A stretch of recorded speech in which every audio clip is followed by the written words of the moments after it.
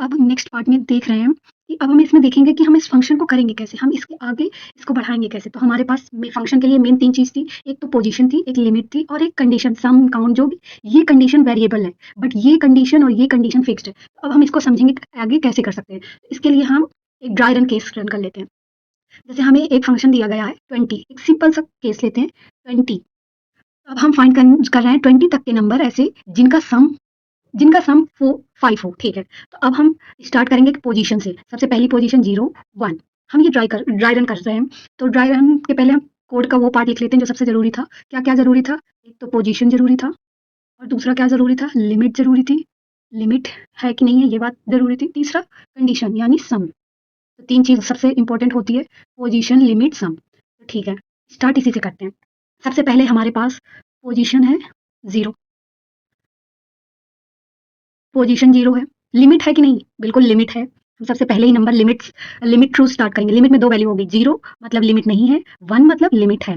तो 1 पे यहाँ लिमिट है। सम क्या है? सम तो अभी फिलहाल 0 है।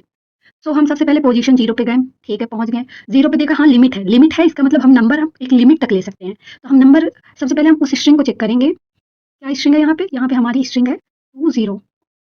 हम इस स्ट्रिंग को चेक करेंगे। क्या चेक करेंगे? सबसे पहले हम इस स्ट्रिंग की फर्स्ट पोजीशन, तो हम लिमिट ट्रू है, तो इसका मतलब क्या है? वैल्यू हम कोई भी नहीं ले सकते, तो हमें वैल्यू क्या लेनी होगी? हमें वैल्यू 0 से 2 के बीच की लेनी होगी।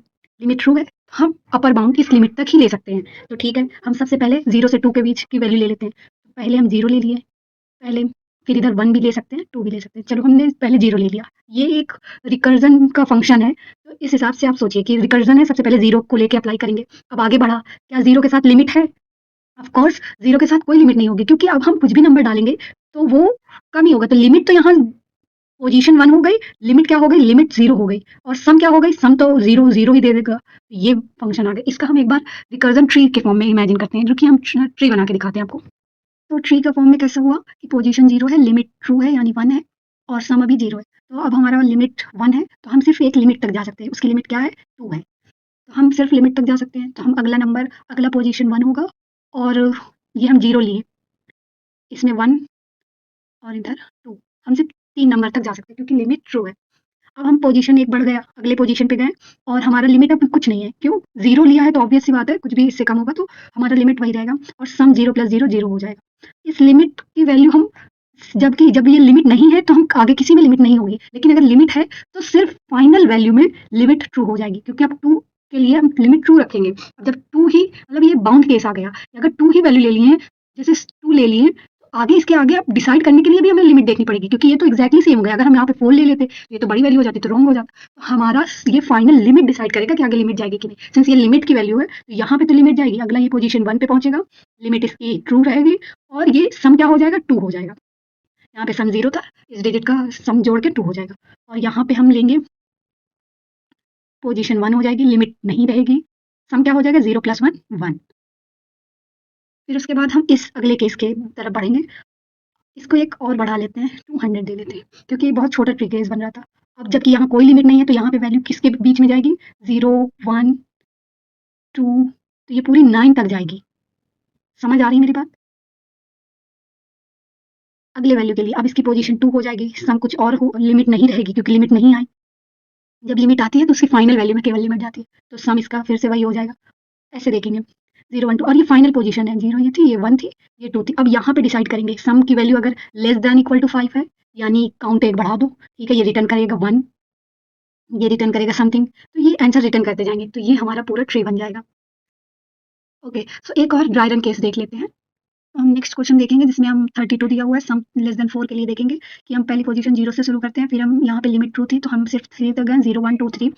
फिर अगले पोजीशन पे पहुंचे, सम इसका 0 हो गया, इसका 1, इसका 2, इसका 3। अब हम अगली पोजीशन पे यहाँ पे लिमिट 0 है यानी कोई लिमिट नहीं है तो ये 1 से शुरू करेगा, पूरे 9 तक की वैल्यू लेगा। तो सबका सम क्या हो जाएगा? जो पिछला सम 0 था, 0 में 1 जुड़ेगा, 0 में 2 जुड़ेगा, 1 2 3 4 5 6 ऐसे करके पूरा यहाँ 9 तक जाएगा। और इनमें से इन 4 की वैल्यू, इन 3 की वैल्यू लेस देन 3 है तो यहाँ से ये 1 रिटर्न करेगा, ये 1 रिटर्न करेगा, ये 1 रिटर्न करेगा, इसके पास काउंट 3 हो जाएगा। ये अपना 3 रिटर्न करेगा, इसके पास 3 यहाँ से आ जाएगा।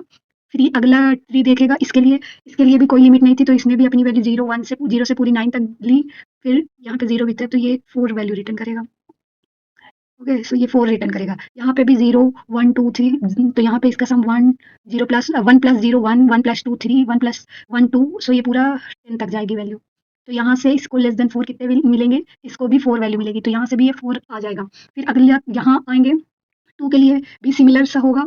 3 के लिए हम देखते हैं, 3 के लिए हमारे पास लिमिट ट्रू है, तो अब थर्ड के लिए लिमिट ट्रू है, पोजीशन 1 पे लिमिट ट्रू है, यानी हमारी वैल्यू 2 से ज़्यादा नहीं जानी चाहिए, तो हमारी वैल्यू 0 1 और 2 तक ही रहेगी। तो अब हम हमारा 0 1 2 3 ही तक जा सकता है, क्योंकि इसमें लिमिट ट्रू है। यहाँ पूरा 9 तक 0 से गया था, यहाँ पे भी पूरा 9 तक, यहाँ पे भी 0 से 9 गया। अब हमारी इस लिमिट वाली वैल्यू के लिए हम लिमिट तक गए हैं, 0 से 2 तक गए हैं, तो अब हमारा सम इसका क्या होगा, 3 प्लस 0 3 हो गया, 3 प्लस 1 4 हो गया, 3 प्लस 2 5 हो गया। तो अब ये कितनी वैल्यू रिटर्न करेगा, सम लेस देन 4 के लिए। इसके पास सिर्फ एक ही है जो सम लेस देन 4 है, तो ये 1 रिटर्न करेगा। इसने इसको रिटर्न किया, तो यहाँ पे टोटल आंसर कितने आ जाएंगे हमारे पास, टोटल ऐसे वैल्यूज कितने 4 प्लस 4 प्लस 1, यानी टोटल 1 से 32 के बीच में। तो टोटल हमारे पास 1 से 32 के बीच में कितने नंबर है जिनका सम लेस देन 4 है, दैट इज 9। ओके, सो हमें ये पता चल गया है कैसे सॉल्व करना है। अब हम इसका कोड देखते हैं।